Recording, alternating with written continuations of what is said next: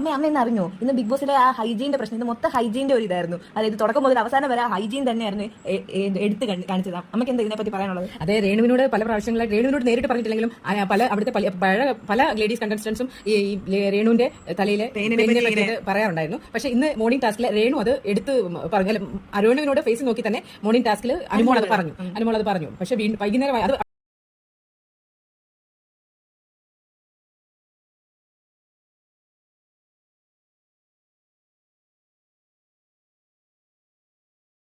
അനുമോള തവി ഹാരിനെ ഇങ്ങനെ അടിച്ചത് അതേ തവി കൊണ്ട് തന്നെ ദോഷമാ വിളക്കുന്നത് ബിഗ് ബോസ് അത് ഹൈലൈറ്റ് ചെയ്ത് ഇങ്ങനെ കാണിച്ചു.